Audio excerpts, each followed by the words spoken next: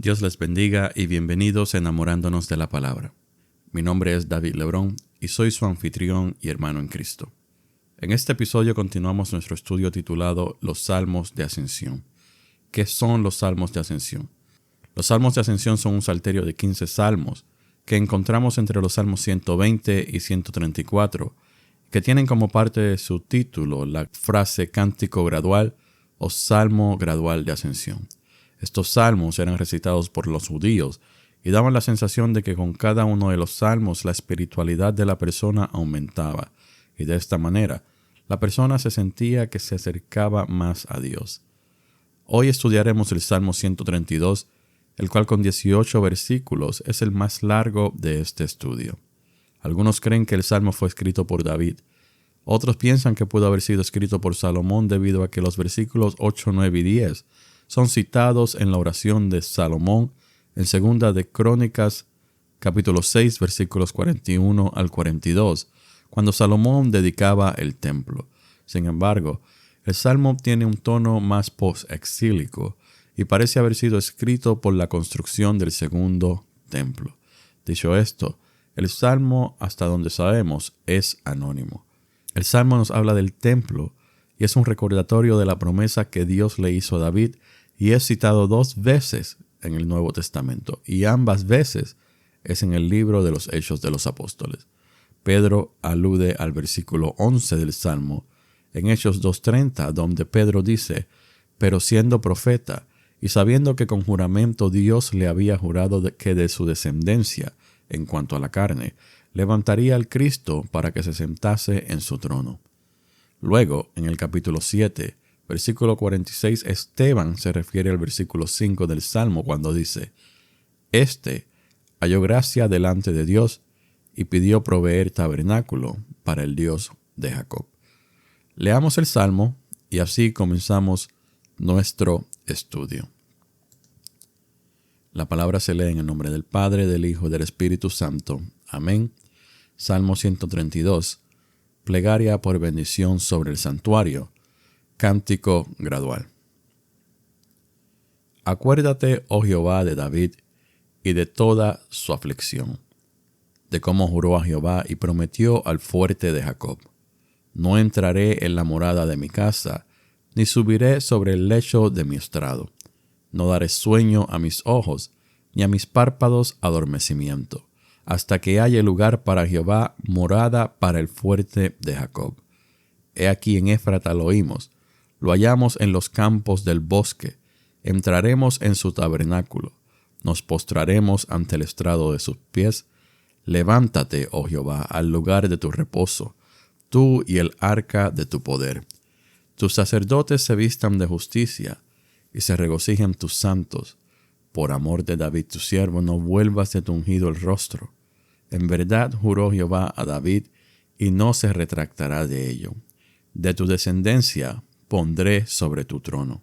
Si tus hijos guardaren mi pacto y mi testimonio que yo les enseñaré, sus hijos también se sentarán sobre tu trono para siempre.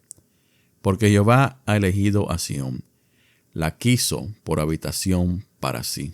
Este es para siempre el lugar de mi reposo. Aquí habitaré porque la he querido. Bendeciré abundantemente su provisión. A sus pobres saciaré de pan. Asimismo vestiré de salvación a sus sacerdotes, y sus santos darán voces de júbilo. Allí haré retoñar el poder de David. He dispuesto lámpara a mi ungido. A sus enemigos vestiré de confusión, mas sobre él florecerá su corona. Que Dios añada bendición a su palabra. Dios Todopoderoso, te damos gracias en esta hora por permitirnos leer y compartir tu palabra. Te pido, mi Señor, que sea tu Santo Espíritu guiándonos en el estudio de hoy. En el nombre de tu Hijo amado Jesús oramos. Amén. En el estudio del Salmo 131, vimos cómo David fue un varón humilde. El tiempo que había pasado en el campo con la compañía de las ovejas de su padre Isaí lo habían convertido en un varón sumamente sensible a Dios. Muchos hoy en día perderían la cordura si tienen que pasar tanto tiempo en el campo rodeado de pastos verdes y de animales que no son nada entretenidos. Pero para David, Este tiempo a solas era un tiempo en el que él podía conocer más a Dios y podía meditar en las cosas que le agradan o desagradan a Dios. Fue un tiempo en que aprendió a dedicarle sus talentos a Dios, dedicándole melodías, escribiéndole salmos y hablando con él. Por esto, la Biblia lo describe como un varón conforme al corazón de Jehová, porque él tomó su tiempo para realmente conocer a Jehová. Ser un varón de tal descripción, que encuentra gracia delante de Dios, puede ser algo presionante para muchos, pero David sabía cómo mantener sus pies sobre la tierra. Este equilibrio que David tenía en su vida fue apreciado por muchos, y el salmista pone esto en evidencia con las primeras palabras del Salmo, que nos dicen: acuérdate, oh Jehová, de David y de toda su aflicción. Aunque Dios no es humano como nosotros para olvidar, sino que su mente y su memoria son infinitas, hay varias veces en la Biblia que vemos que Dios se acuerda de alguien. Como por ejemplo, cuando Noé estaba en el arca mientras llovía por primera vez en la historia de este planeta, la palabra nos dice en Génesis 8:1 que Dios se acordó de Noé, porque Noé demostró obediencia en todo lo que Dios pedía de él. Así que Dios se acordó de Noé y detuvo las lluvias después de 40 días y 40 noches. Dios también se acordó de Abraham en Génesis 19:29, cuando destruyó las ciudades malvadas de Sodoma y Gomorra. Abraham había intercedido por la vida de Lot, y al acordarse de Abraham sacó a Lot de la ciudad, salvándole la vida. Dios se acordó de Raquel en Génesis 30, versículo 22, cuando contestó la súplica de Raquel acerca de su deseo de tener hijos. Y Dios se acordó de Ana, la madre de Samuel, quien también deseaba darle un hijo a Elcana, y Ana le prometió la consagración de su hijo Samuel al Señor, así que el Señor se lo concedió. ¿Por qué es que Dios se acuerda de nosotros? Porque Él es misericordioso y nos ama. Nos dice el Salmo 136, versículos 23 y 24. Él se acordó de nosotros en nuestras debilidades. Su fiel amor perdura para siempre. Nos salvó de nuestros enemigos. Su fiel amor perdura para siempre. El salmista está pensando en la aflicción de David en un salmo que por su mayoría trata acerca del templo. Así que primero definamos la palabra aflicción. Aflicción es un sentimiento de tristeza o disgusto o angustia. El santuario o el templo no es solo un edificio para los judíos, sino que el templo era el centro de su vida espiritual. Sabemos que era el lugar en el cual se encontraba el arca del pacto, en el que se servía a Dios, el lugar al que el pueblo llegaba para dedicar sus sacrificios al Señor. Este templo fue puesto en el corazón de David. Entonces, si el templo era tan importante para el judío y fue puesto en el corazón de David, ¿por qué es que David estaba afligido? David estaba viviendo en un hermoso palacio y Dios le dijo que su palacio estaba bonito, pero ¿por qué él no tenía un lugar donde morar en medio de su pueblo? El arca del pacto continuaba habitando en una carpa. Así que David dijo: yo le construiré un templo a mi Dios. Pero Dios le dijo que no sería así, porque su reinado había derramado mucha sangre, pero que le concedería que dejara todo preparado para que su hijo Salomón lo construyera. Imagínense la mente de David al recibir la noticia de que no podía construir un templo para su Dios. Esto causó aflicción en su ser. David ya había sufrido muchas aflicciones en su vida, porque aparte del Mesías, David es reconocido como el rey más grande de Israel. Y por esto David tuvo que soportar ser despreciado y criticado por su familia, ser acusado de traición y deslealtad, ser atacado por personas poderosas y despiadadas, vivir como fugitivo. No olvidemos los muchos enfrentamientos en las guerras. Tuvo que soportar la crítica y desprecio público de su esposa, el sufrimiento por causa de su propio pecado. Tuvo que soportar un golpe de estado liderado por su hijo y muchas otras cosas más. Y ahora David tiene una aflicción nueva y diferente. no puede construirle un templo a su Dios. Por esto es que el salmista le pide a Dios que considere la aflicción que David llevó en su corazón al no poder construirle un templo, una morada. David fue obediente, pero la obediencia no le quitó el dolor de su aflicción. Esa angustia quizás fue aliviada al saber que sería su hijo, el próximo rey de Israel, Salomón, quien tendría el privilegio de construir el templo, porque esto significaría que Dios estaba obrando y cumpliendo su pacto de que la casa de David, de que un hijo de David se sentaría en el trono y reinaría para siempre.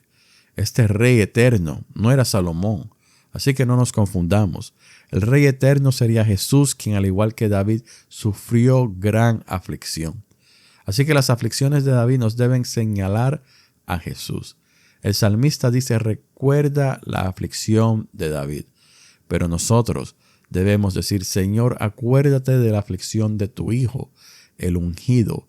Acuérdate de su humillación, de todo lo que tuvo que soportar para lograr nuestra redención y entrar en su gloria. Esa gloria es razón para nosotros alegrarnos, porque hemos sido redimidos y no hemos tenido que sufrir el castigo que teníamos merecidos, sino que Dios tomó la aflicción de nuestro Salvador y nos mostró su misericordia. Nuestro Dios siempre se acordará de nosotros y de nuestras aflicciones, porque la vida del santo, la vida del creyente, no puede ser una vida sin aflicciones, porque Dios usa las aflicciones para fortalecernos. Las aflicciones fortalecen nuestro carácter y nuestra fe en Dios. Dios nos hace recordar las aflicciones de los mártires de los primeros siglos, para que continuemos con nuestros esfuerzos y honremos a todos aquellos que dieron la vida, para que nosotros podamos confesar nuestra fe en Jesucristo en este siglo. Dios nos hace recordar las aflicciones de los hermanos que están siendo perseguidos en países donde el evangelio no es bien recibido, para que los mantengamos en nuestras oraciones y no nos olvidemos que ellos necesitan todo nuestro apoyo moral, espiritual y material, para que el evangelio sea predicado en cada rincón de este mundo y Cristo vuelva pronto. Dios nos recuerda las aflicciones de la iglesia local, que enfrenta hostilidad por las autoridades del gobierno y a veces de la misma comunidad en la que se encuentra, y de esta manera, como miembros del cuerpo, nos unamos y luchemos contra la agenda del adversario. Dios nos recuerda la aflicción de la familia cristiana, que tiene que enfrentarse a lo que el enemigo está tramando para corromper a los niños, pero en el nombre de Jesús nos levantamos contra todo ataque y decimos: te equivocaste, porque esta casa y cada uno de sus miembros pertenece a Cristo. Y cuando Él nos hace recordar todas y cada una de estas aflicciones personales o colectivas, nos da la esperanza de que todo cambiará para bien, de que todas nuestras preocupaciones se desvanecerán, porque su gran amor perdura para siempre, como nos dice el Salmo 136, y porque Él no permite que el justo sufra más de lo que puede aguantar. El salmista continúa hablándonos de la aflicción de David en los versículos 2, 3, 4 y 5, que dicen: de cómo juró a Jehová y prometió al fuerte de Jacob: no entraré en la morada de mi casa, ni subiré sobre el lecho de mi estrado. No daré sueño a mis ojos, ni a mis párpados adormecimiento, hasta que haya lugar para Jehová, morada para el fuerte de Jacob. El versículo 2 nos dice que David juró y prometió a Jehová.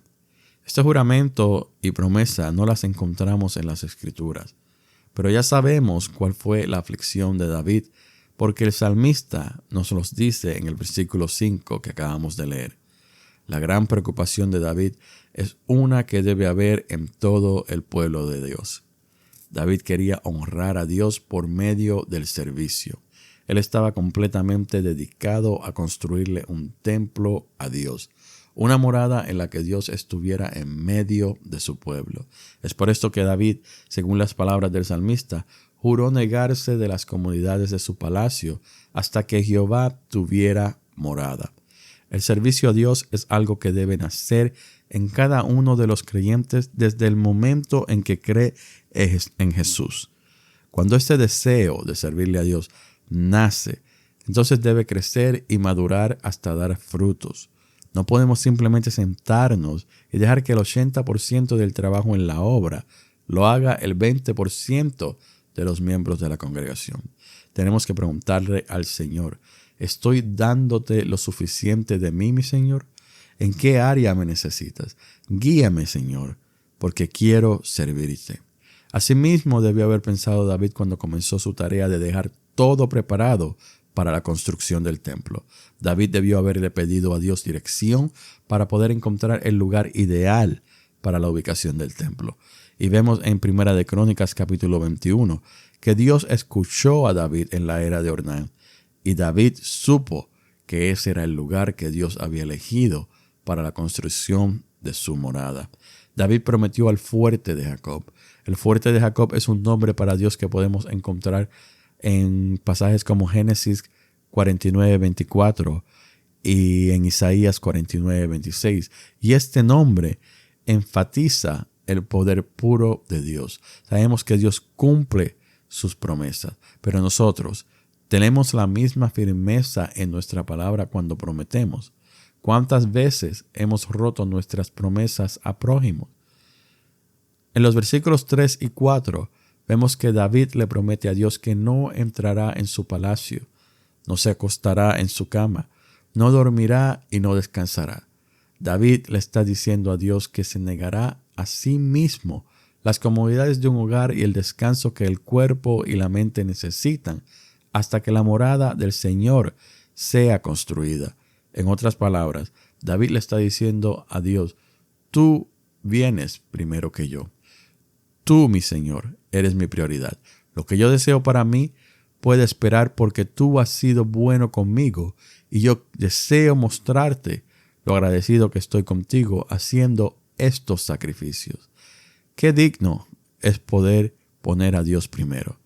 Pensar que la obra necesita una batería y usted desea el último modelo del teléfono celular que más le gusta. Hagamos como David y neguémonos el lujo de un teléfono celular nuevo y regalémosle una batería a la obra.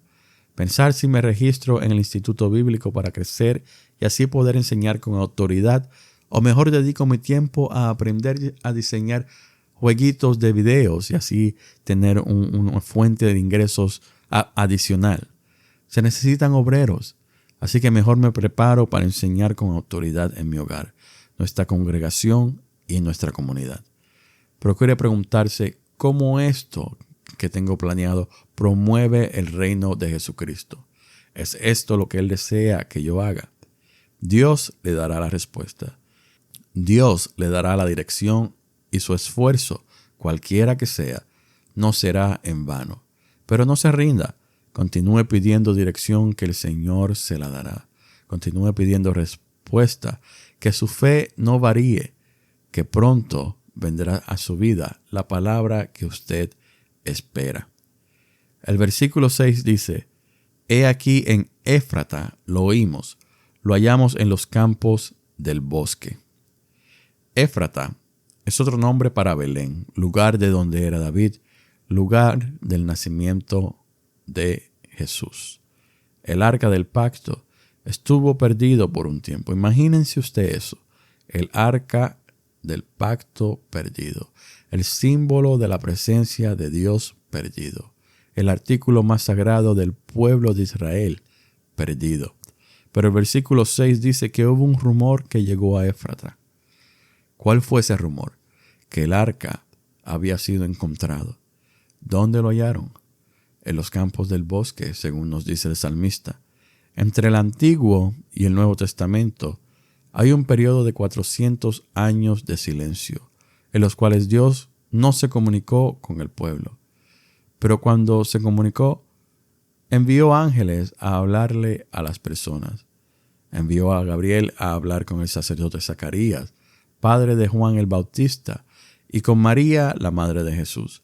Pero cuando Jesús nació, cuando nació el Salvador, cuando el Mesías fue enviado, La noticia le llegó a unos pastores que se encontraban en los campos. Quizás la moral del pueblo estaba baja, especialmente entre los más pobres que sentían que no podían hacerle frente a los romanos, y entre sus propios hermanos judíos no tenían una voz. Pero con la llegada del Mesías, ya la esperanza no estaba perdida, sino que ahora podía ser encontrada por aquellos que tienen los ojos espirituales abiertos y sus corazones preparados para aceptarlo. Mientras el pueblo estuvo en el desierto, el arca estaba en medio de su pueblo, con las tribus rodeando el tabernáculo de reunión. Dios estaba en medio de su pueblo, literalmente. Ahora el Mesías, Jesús, había nacido y caminaba en medio de su pueblo. Caminaba haciendo lo que el Padre le envió a hacer. Jesús era Dios hecho hombre. Y la noticia de que el Salvador había llegado se estaba regando, pero no todos creyeron. Nos dice la palabra en Romanos que a los suyos vino, pero los suyos no le recibieron. Para fortuna y gloria de Dios, ese rumor llegó a los oídos de nuestros corazones. Y a diferencia del pueblo judío, nosotros sí le hemos recibido, pero el trabajo no ha terminado, porque aún faltan muchos por recibirle. Así que hay que continuar pregonando las buenas nuevas mientras la puerta está abierta. El versículo 7 nos dice: entraremos en su tabernáculo, nos postraremos ante el estrado de sus pies. Ahora que ya saben dónde se encuentra el arca del pacto, el pueblo se prepara para ir a buscarlo al tabernáculo, donde está guardado en Kiriat Jearim, para traerlo a Jerusalén. Es la pieza central del templo, que será el punto central de la adoración. No puede haber templo si Dios no lo habita. Nuestro cuerpo es el templo del Espíritu Santo, el cual ha sido enviado a morar en nosotros. Dijo el apóstol Pablo en 1 Corintios 6, versículos 19-20, ¿o ignoráis que vuestro cuerpo es templo del Espíritu Santo, el cual está en vosotros, el cual tenéis de Dios, y no que no sois vuestros? Porque habéis sido comprados por precio. Glorificad, pues, a Dios en vuestro cuerpo y en vuestro espíritu, los cuales son de Dios. El Espíritu Santo es Dios en nosotros, cuando nuestro corazón ha sido preparado para que Él pueda morar en él. Esta morada tuvo un precio que nosotros no tuvimos que pagar, porque Jesús, al entregar su vida en la cruz, pagó este alto precio.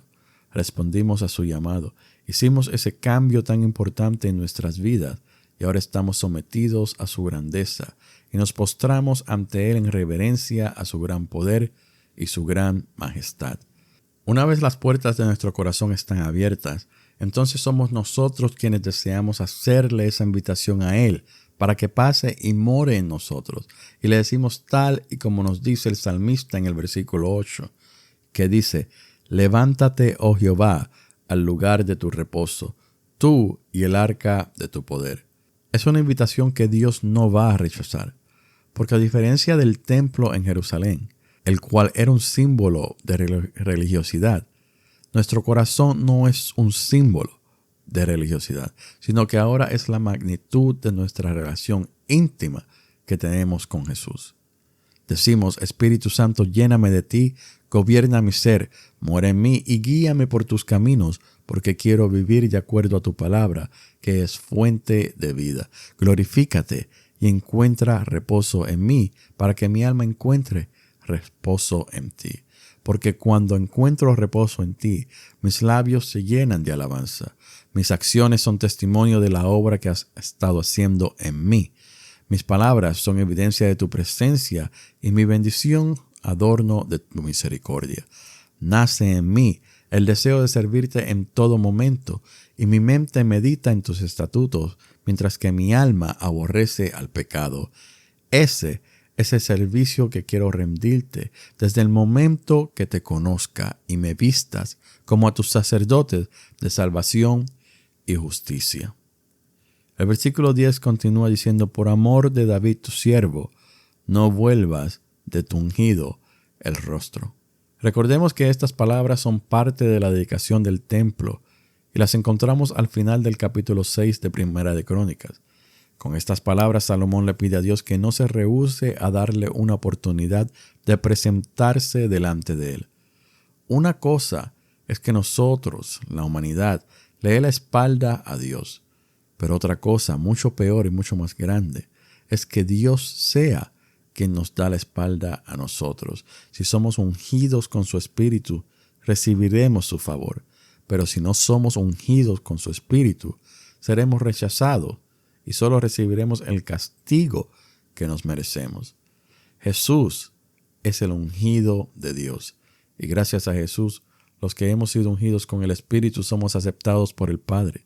Salomón y los reyes del linaje de David fueron bendecidos por causa de David. Y nosotros somos bendecidos por causa del ungido de Dios, Jesús. El salmista toma las palabras de Salomón y ahora nos habla del pacto que Dios hizo con David. De tu descendencia pondré sobre tu trono, nos dice el versículo 11.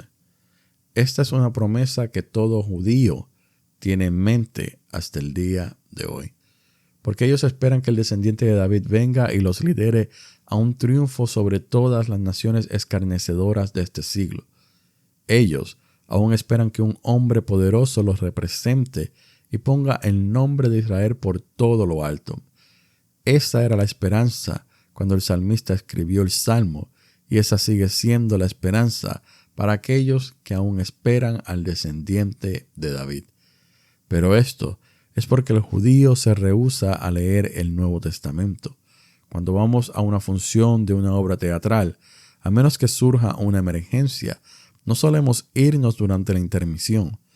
Pero esto es lo que el judío ha hecho. Han tomado el Antiguo Testamento como el primer acto de la obra teatral y no han tomado el tiempo de mirar al Nuevo Testamento para conocer cómo se resuelve el conflicto en el segundo acto.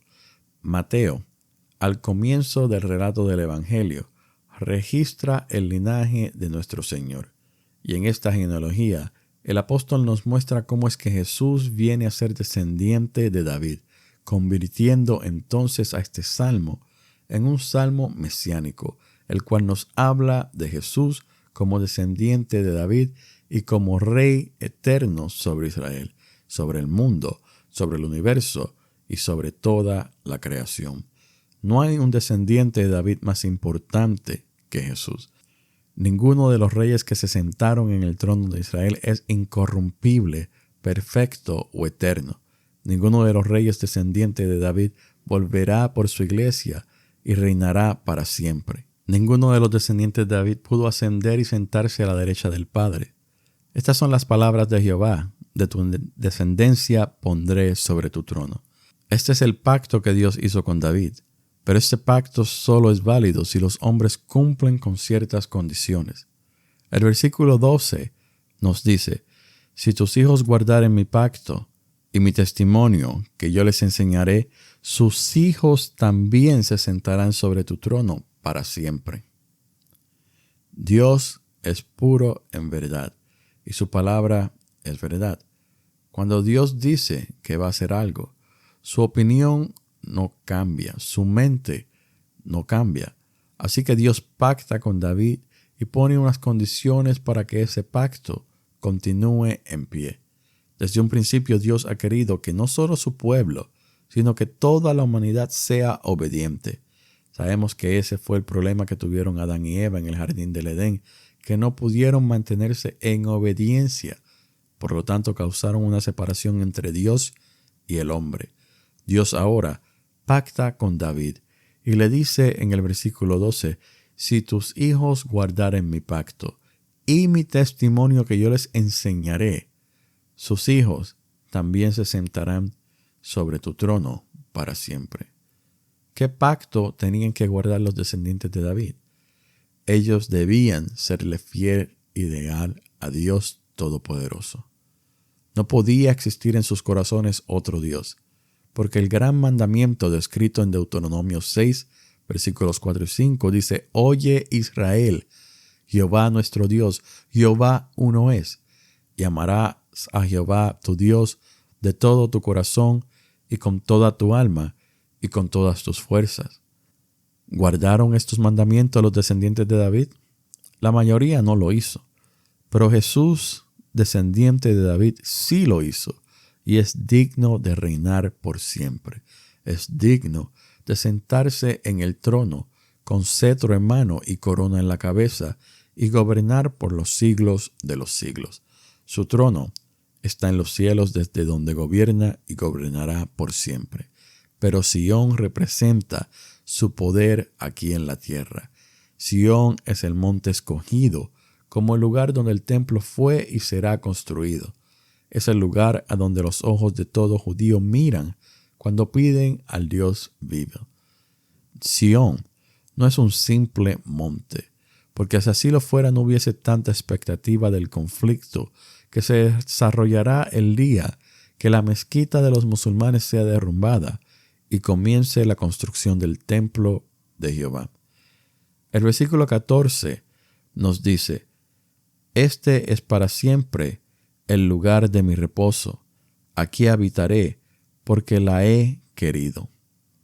Jehová ha reclamado este lugar para él.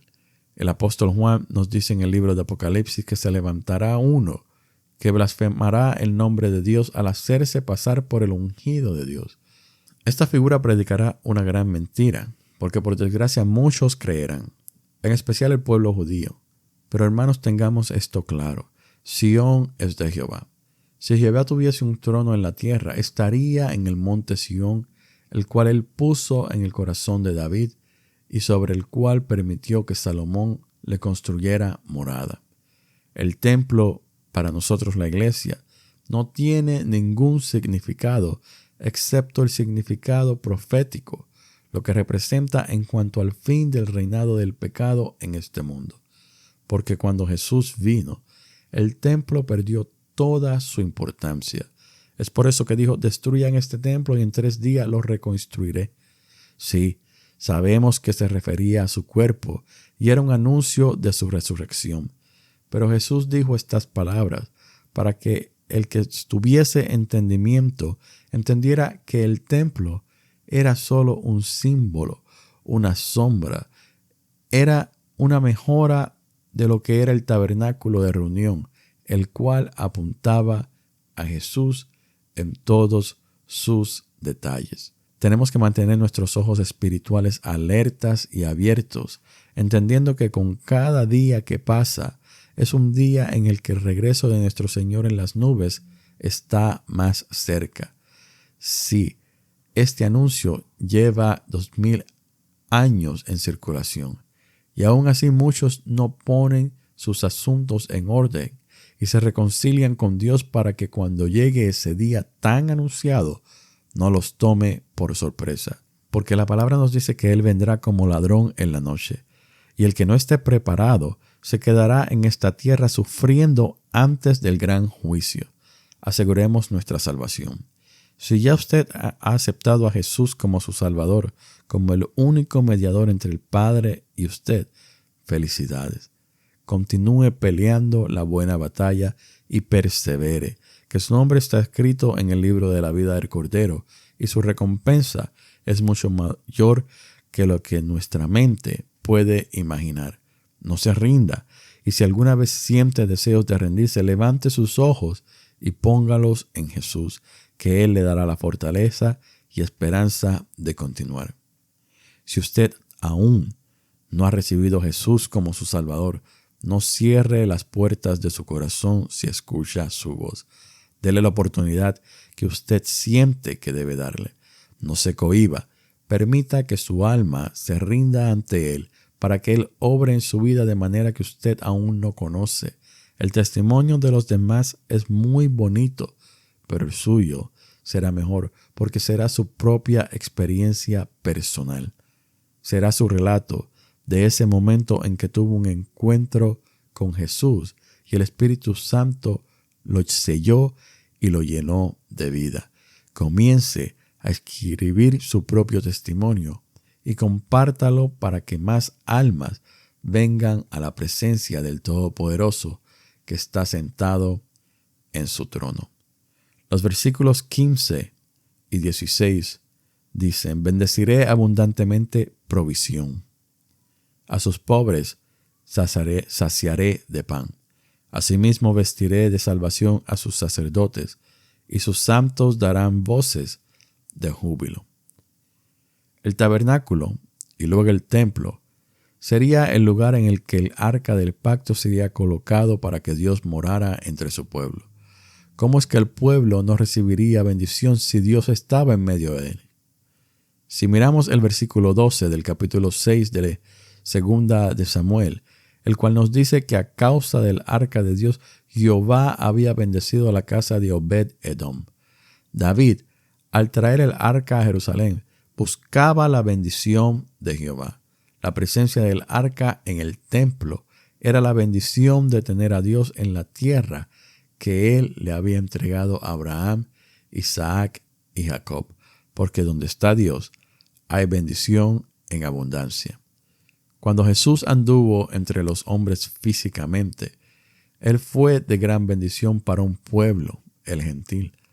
Debido al rechazo del judío de la bendición de tener a Dios entre ellos, la bendición pasó a ser al pueblo gentil que estaba deseoso de recibir los derechos de heredad que le tocaban al judío. Jesús se describe como el pan de vida en el capítulo 6 del Evangelio según San Juan. Es este pan el que Él nos ofrece. Es el único alimento que necesita nuestra alma para tener vida eterna. Adán tenía el árbol de la vida y la muerte. Nosotros tenemos al dador de vida, diciéndonos que nos alimentemos de Él, porque Él es nuestra provisión. Hay que buscar nuestra bendición día a día. Hay que lucharla como Jacob la luchó la noche que se enfrentó con el ángel de Jehová. Y como se lucha por la bendición, negándole a nuestro cuerpo los deseos de la carne en ayuno y oración. Cuando logramos resistir estos deseos, nuestro Señor nos viste de salvación, lo cual es razón para que todo el pueblo se regocije y alabe al Señor con alegría por su misericordia, gracia y amor inagotables. Por último, los versículos 17 y 18 nos dicen: allí haré retoñar el poder de David, he dispuesto lámpara a mi ungido. A sus enemigos vestiré de confusión, mas sobre él florecerá su corona. El capítulo 7 del segundo libro de Samuel es uno de los capítulos más importantes de la Biblia. En ese capítulo, Jehová pacta con David y le dice que su trono quedará establecido en Israel, pues vendrá uno cuyo reinado será para siempre. La simiente de David sería el Cristo. La idea del Cristo no nació hasta mucho después de este pacto que hizo Dios con David, porque cuando Dios pactó con David, la nación de Israel era fuerte y temida. Eran un solo reino para el rey más importante que el pueblo judío ha conocido.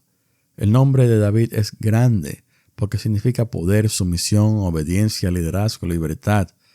David pudo acabar con los enemigos de Dios porque Dios estaba con él. Y Dios estaba con él porque David había aprendido a pensar en los intereses de Dios y no en los suyos propios. Entonces Dios, como manera de recompensa, pactó con David y le aseguró que su trono sería establecido para siempre. Cuando leemos los libros de los reyes y segunda de Crónicas, vemos cómo la mayoría de los descendientes de David se sentaban en el trono y su reinado estaba lleno de corrupción moral y espiritual, haciendo que el pueblo pecara. Como eran solo hombres, eran corrompibles y morían, por lo tanto, eran reemplazados con un sucesor. Pero vemos cómo Dios dice que hará renacer el poder de David y encenderá la lámpara de su ungido. Es decir, vendrá un hijo de David, el cual nacerá con poder. Ese poder no será de un hombre común, sino que ese hijo poderoso que le nacerá a David es Jesús, el Rey de Reyes, que se sentaría en el trono y santificará a los elegidos para justificarlos y llevarlos hacia la vida eterna junto con él. Porque en él no hay corrupción moral que influya a los demás a pecar, sino todo lo contrario. Como ejemplo del Padre, Él quiere que lo imitemos para que seamos santos igual a él. Parte de la promesa del pacto davídico es que Dios se encargará de los enemigos. Nos dice 2 Samuel capítulo 7, versículo 11, a ti te daré descanso de todos tus enemigos. El cumplimiento de la profecía hecha en Génesis 3:15, el cumplimiento del pacto davídico está en Jesús, el descendiente de David y verdadero heredero del trono. Porque el trono lleva el nombre de David, pero el trono es de Jehová. Y Jesús es heredero de todas las cosas. A él le han sido dadas toda autoridad. Por lo tanto, los enemigos de Dios tendrán que vérselas con Jesús, y Jesús prevalecerá. La derrota será indudable, y todos aquellos que alguna vez se levantaron y dijeron, yo le haré frente, todos aquellos que dijeron, yo puedo contra él, todos ellos doblarán rodilla ante él que está sentado en el trono con su cetro y su corona. No hay victoria si no es en Jesús. No hay vida si no es en él. No hay reconciliación con el Padre sin el Hijo. Es por eso que debemos estar agradecidos de que Jesús sufrió aflicción para que nosotros no tuviéramos que pasar por lo que Él pasó, ni sentir lo que Él sintió estando allí en la cruz, lo cual fue la ira del Padre. Más bien recibamos su bendición a nuestras vidas y sirvámosle con gozo, el gozo que Él nos da. Dios Todopoderoso, te agradezco esta oportunidad de haber leído, estudiado y compartido tu palabra con los oyentes de Enamorándonos de la Palabra. Te pido, mi Señor, que los bendigas grandemente, que pongas en su mente y su corazón las palabras de este salmo y que los ayudes a meditar y a entender con más claridad lo que en él tú nos quieres decir. Que debemos dedicarnos a ti, que debemos tener en mente que tu Hijo reinará, que Él ha sido dado toda potestad y que Él tuvo misericordia también de nosotros y que Él dio su vida por nuestros pecados. Ayúdanos, mi Señor, a comprender todas estas cosas para que las compartamos con aquellos que necesitan escucharlas y comprenderlas y así de igual manera entregarles sus vidas a nuestro Señor. Gracias te damos, mi Señor, en el nombre de tu Hijo amado Jesús. Amén.